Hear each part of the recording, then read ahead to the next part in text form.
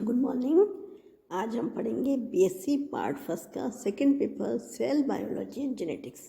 इसमें हम पढ़ेंगे section B nucleic acid.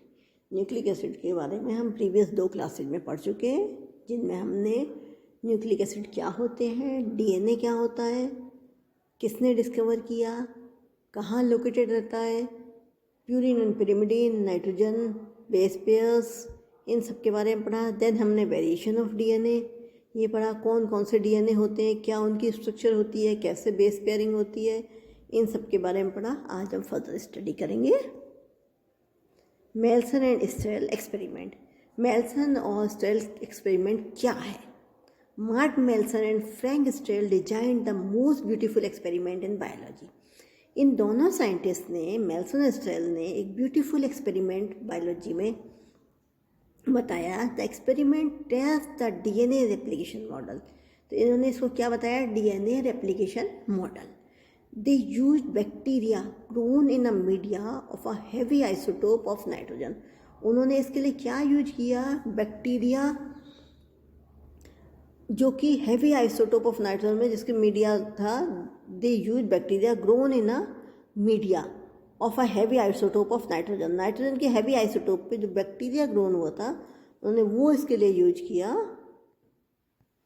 With presentation objectives, क्या ऑब्जेक्टिव थे, क्यों उन्होंने ये स्टडी किया, क्यों मेल्सन स्टेल मॉडल बना, इस एक्सपेरिमेंट क्या था, इसे क्या ऑब्जेक्टिव थे। At the end you should be able to explain DNA replication. DNA replication को देखा, describe 3 models of DNA replication. इन्होंने डीएनए रेप्लिकेशन के 3 मॉडल्स बताए। Explain how Meselson and Stahl establish the basic mechanism of DNA replication as semi conservative.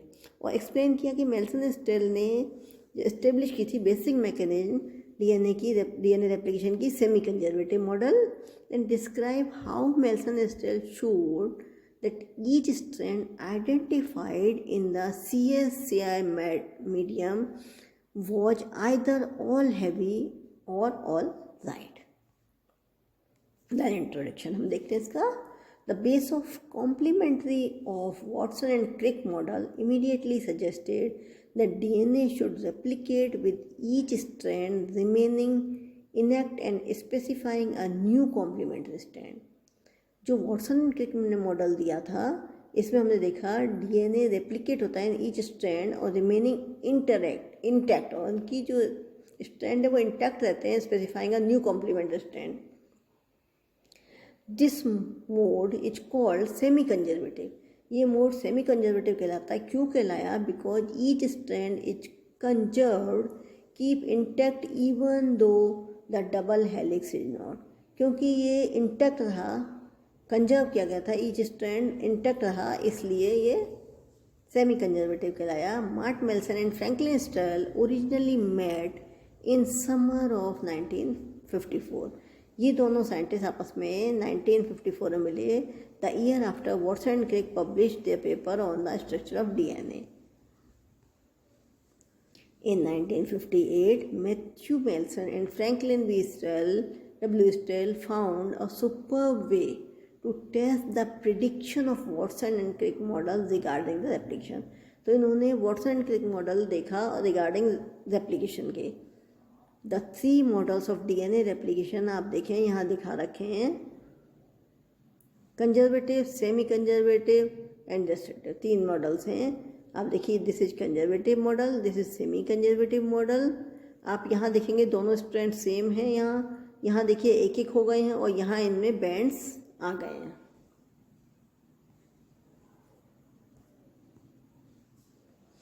Then experimental begins. Material ultracentrifuge 60,000 revolving per minute। अल्ट्रासेंट्रीफ्यूज लेंगे जिसमें revolving 60,000 होगा पर minute. E coli bacteria cell, E coli bacterial cell लेंगे और NH4Cl source caesium chloride, density जिसकी 1.7 gram है। Then steps, the scientist grew E coli and medium for 14 generation. जब scientist इसको ई कोलाई को मीडियम काम में लेते हैं बैक्टीरिया ग्रो करने के लिए, bacteria took up the N and use it to synthesize new biological model including DNA। तो ये बैक्टीरिया नया बायोलॉजिकल मॉडल बनाते हैं।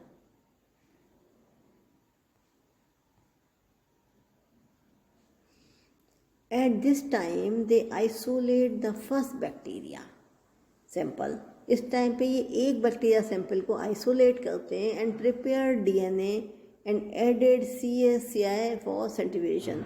और ये इसको एक बैक्टीरिया मॉडल को आप देखिए यहाँ करते हैं, at the time they isolate first bacteria sample और प्रिपेयर्ड करते हैं DNA and added CSCI centrifugation.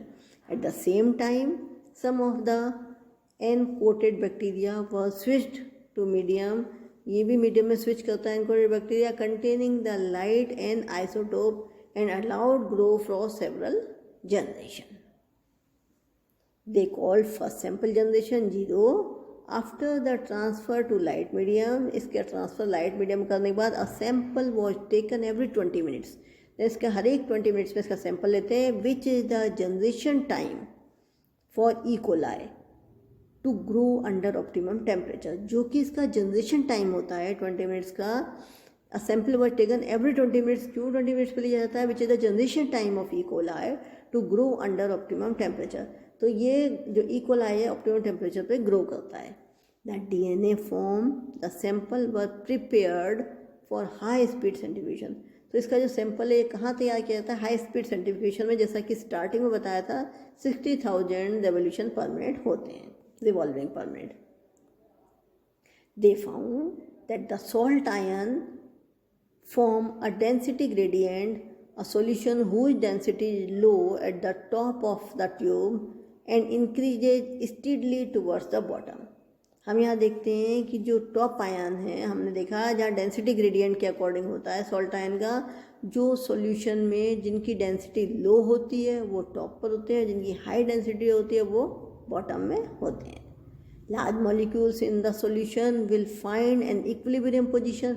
जो लार्ज मॉलिक्यूल है वो इक्विलिब्रियम पोजीशन में आ जाते हैं where their buoyant density equal that of the gradient. जहाँ उनकी ब्यूएंट डेंसिटी होती है वो ग्रेडियंट के इक्वल होती है।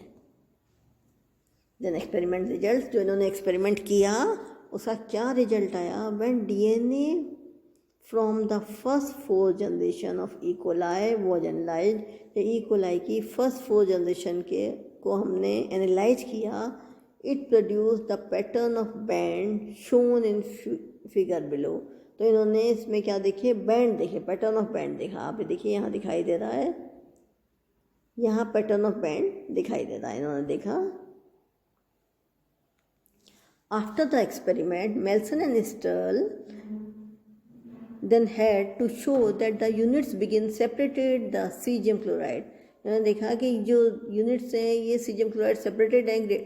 cesium chloride gradient were double stranded molecule with each strand either all heavy all light।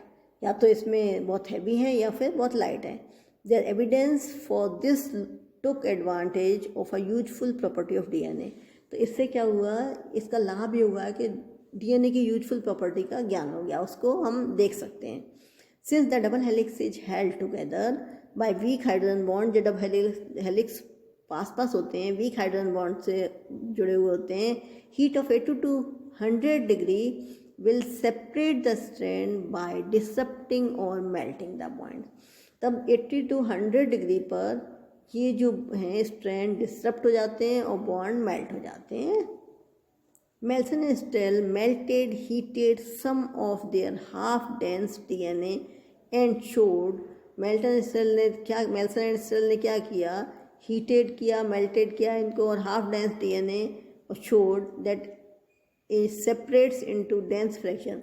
ये dense fraction में separate होते हैं and one light fraction as it should be, as it should। और एक light fraction ऐसा होता है जो होना चाहिए। They concluded that each strand of half dense DNA। इन्होंने क्या कंक्लूड किया कि जो each strand है half dense DNA का consist either totally dense और totally light nucleotides। या तो totally dense होता है या totally light nucleotides होते हैं।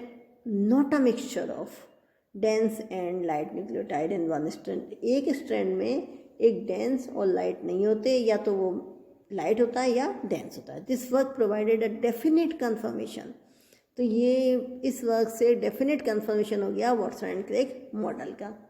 तो यहाँ हमने मेल्सन एस्टेल का मॉडल देखा। मेल्सन एस्टेल ने दोनों ने मिलकर बताया कि रेप्लिकेशन मॉडल दिया, जिसमें इन्होंने अपने ऑब्जेक्टिव्स रखे, क्या ऑब्जेक्टिव्स थे, देन क्या होता है ये, फिर उन्होंने एक्सपेरिमेंटल डिज़ाइन किया था, एक्सपेरिमेंट बताया, देन एक्सपेरिमेंट के क्या रिजल्ट्स थे और बाद में क्या कंक्लूजन किया ये बताया। Thank you.